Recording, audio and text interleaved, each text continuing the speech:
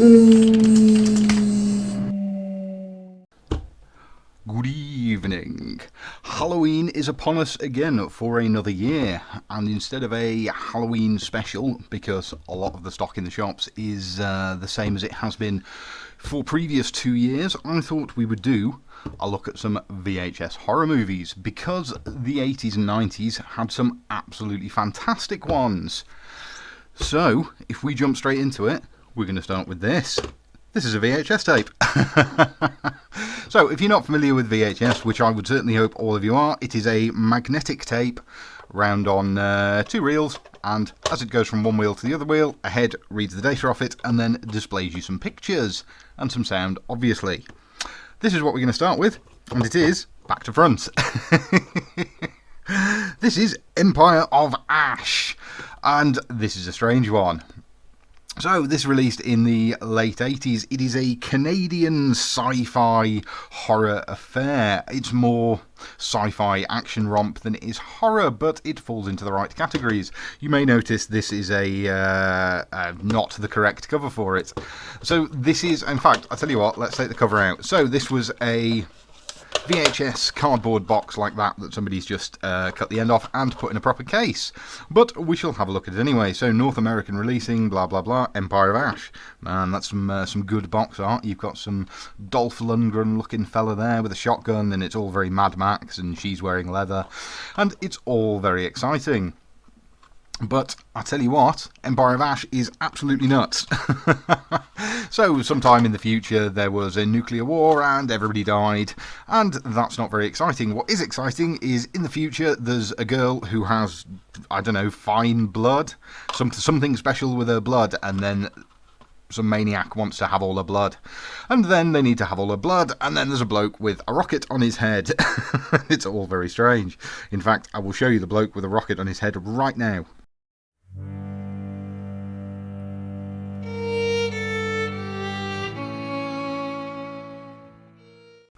Okay, now Captain Rockethead's out the way. Let me read you the blurb. From the ashes of Armageddon, healthy survivors struggle to outrun a band of survivors infested with the Great Virus. The spread of the virus is relentless, and it is like a great plague many will suffer. Yeah, so this is like my first blurb. To survive, you need an army. The afflicted must be eliminated to ensure an uncontaminated world. They turned America into a wasteland. Interestingly, this is all shot in British Columbia in Canada, as far as I'm aware. So it's all sort of pine trees and the like, and it's not very Mad Maxy at all. Where are we? A non-stop futuristic action-adventure movie in the style of Mad Max Escape from New York. The magic of the Road Warrior is back. That isn't true. This is garbage.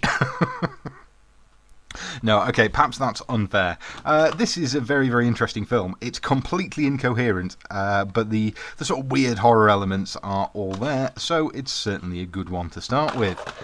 Anything interesting on the tape? No, there isn't. It just says Empire of Ash.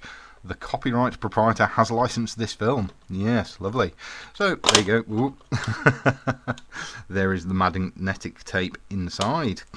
And this is filthy for some reason. I don't know why. I did clean this. I don't know what's happened to it. Anyway, you go back in your box, mate, and we'll have a little look at some footage from this.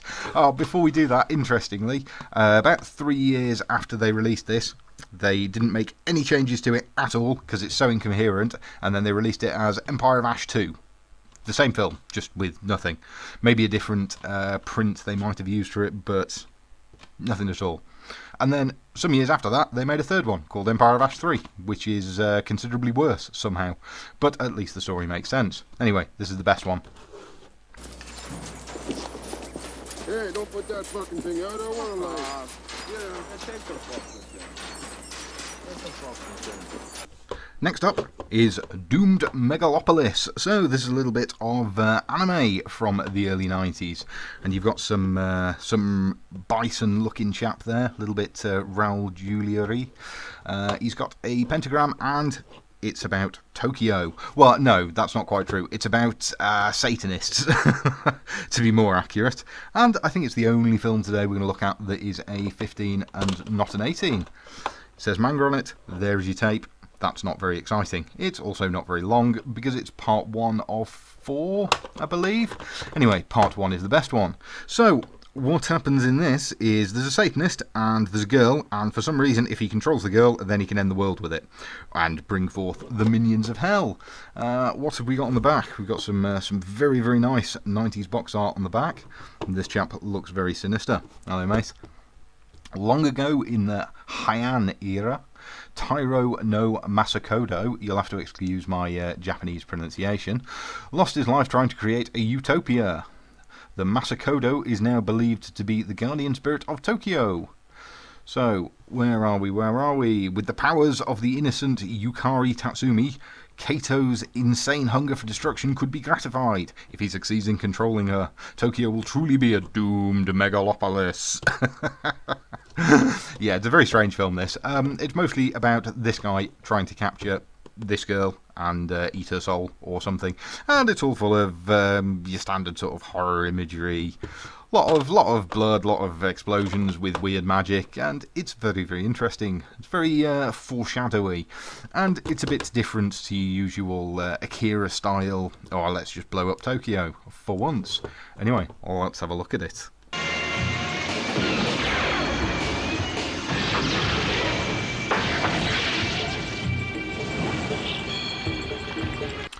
In at number 3 then is Street Trash, and genuinely this is one of my favourite films. It's absolutely unbelievably terrible, but it does at least have a consistent story. You'll see on the front here it says "It melts." So this is one of the melt movie genre films, which effectively in the early 90s there was sort of this subgenre of films where people melt, effectively, and it's very, very, very strange. I never thought I'd be explaining melt movies to somebody, but yeah, so bear with me on Street Trash. So there's a bartender, and he finds in his basement some old expired booze, and he thinks, I'll give that to homeless people, and they can drink it. And then when the homeless people drink it, this is what happens to them. They melt. And it's kind of unclear whether this is deliberate or accidental, and whether he knows it's going to melt them when he gives it them. But anyway, there's a guy called Bronson, and I can't remember what he does. I think he's like an ex-Vietnam vet or something, and he wants to rule the city. And it's very, very strange. So yeah, here we go. Here's the expired booze. If you've never seen a melt movie, then be prepared. Yes, quite. So the imagery in this, some of it is, it's meant sort of comedy style, but some of the imagery is absolutely disgusting. In fact, I'll show you some now.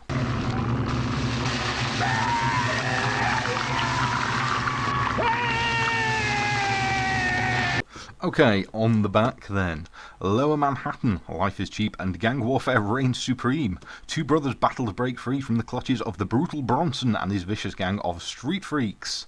Together with a renegade cop, they set about cleaning up their territory, but they encounter a new enemy, a phenomenal new energy force that melts its victims in seconds. It's just expired booze. Or at least that's it's certainly supposed to be. What we got? Avatar Film Corporation, the ultimate melt movie. Yeah, there's some hilarious scenes in this, but mostly it's just disgusting. And this is more sort of, I don't know, almost a monster movie than it is straight up horror. Anyway, let's have a look at some more from it.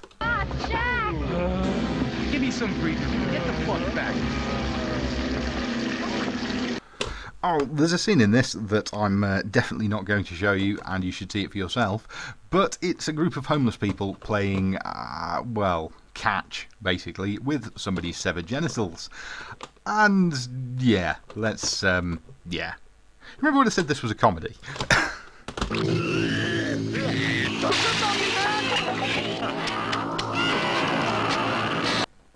Alright, in at number 4 or number 2, whichever way you want to look at it, is Hemoglobin, or Bleeders as it's more commonly known. It was only released as Hemoglobin over here in England. Everywhere else it's Bleeders. Yeah, so from the creators of Alien and Total Recall, but don't let that fool you, because I tell you what, I'll briefly explain what this is about, and then you can make your own judgment. So, there's a guy in this, his name's John, and what's wrong with John is he has some sort of rare blood disease, and you'd think, oh yeah, this will manifest as some sort of vampire thing, or maybe he'll, it'll be a Dr. Jekyll, Mr. Hyde kind of thing, but no, not at all.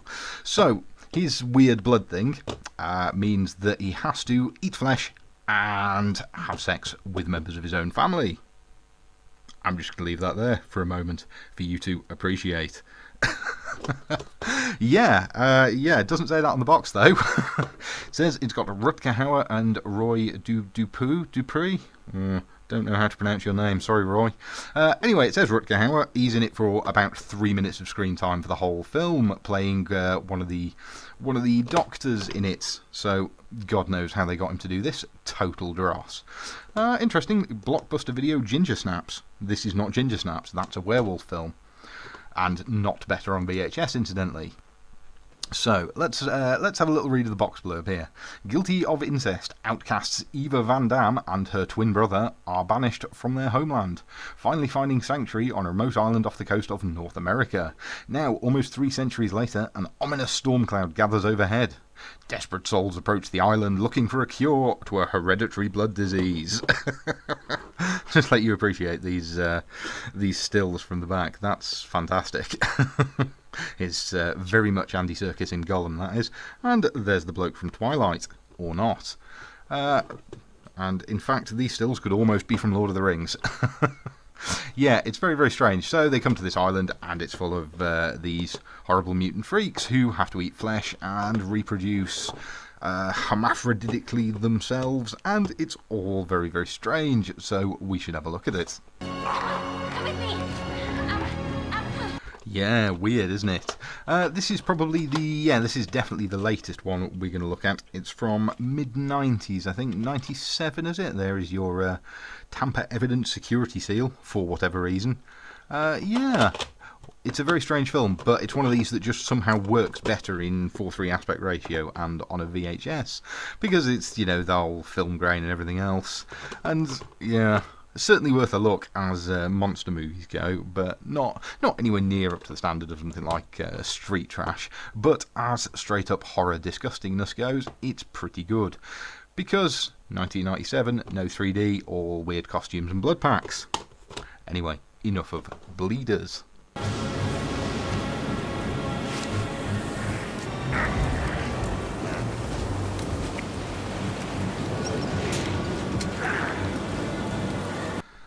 I'm imagining some of you will be able to guess what the last one is, since I did say this was the best horror VHS films, and you may not quite call it horror, but I certainly do.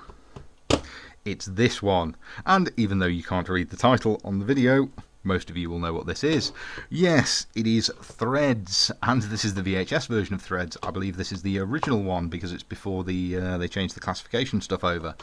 So, Threads is a post-apocalyptic sort of portrayal of life in Britain and Sheffield.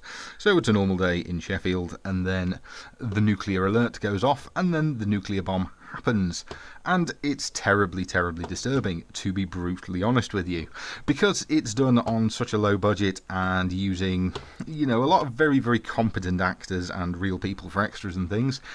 It's frankly excellent and absolutely terrifying. If you've never seen Threads at all, you should absolutely watch it. Jesus Christ, they've done it.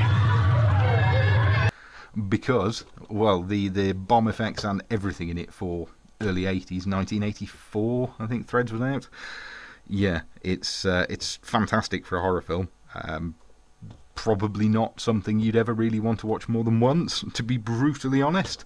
If you grew up in the 80s and early 90s in the United Kingdom, they showed this in schools. Yeah, I think the majority of us all saw this in school. BBC Video, Threads, BBC Enterprises. There is your brown top, Scotch Video. Let's have a little look at some of this and then we'll read the back.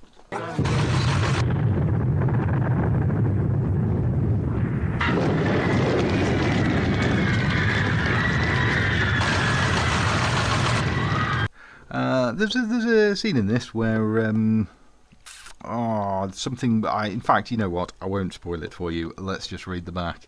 It's a normal Thursday in Sheffield when East and West stumble into war and Britain is devastated by 200 megatons of nuclear explosive. Yeah, you're telling me. The chilling film tells of the story of nuclear strike on Britain. Through the eyes of two Sheffield families, we witness the immediate after effects of the attack. The shock, the grief, the radiation sickness, and hypothermia and starvation. Yeah, quite. In the months that follow, hideous injuries remain untreated. Looters are shot on sight, food supplies burn, blah blah blah blah blah. 13 years on reveals a depopulated Britain living below subsistence level. Yeah, so the future stuff is people make jokes about how we're sort of living in the threads of future now, but it's not anywhere near as bad as it's portrayed in this, because nuclear strike, no food, etc. Anyway, this is obviously not what you think of as a traditional horror film, but it certainly is. It's not your silly monster movie. It's straight up serious. This is how it'd be, and there's a lot of sort of overtones and undertones in it that just make it worth watching. Words and pictures. Skeletons and skulls of different creatures. That's it for another year for horror VHS movies, or certainly these are all the ones I'm going to be watching, because it's not worth digging out the video player and hooking it up to watch any more, because the majority of these are available on DVD, I think with the exception of Empire of Ash, and I'm not sure if Street Trash is available on DVD. I certainly don't have it if it is. But anyway, if you fancy yourself a truly horrific Halloween tie-in, then get yourself some VHS, hook it up, and have a good evening. The skeleton of a bird. Subscribe for more videos.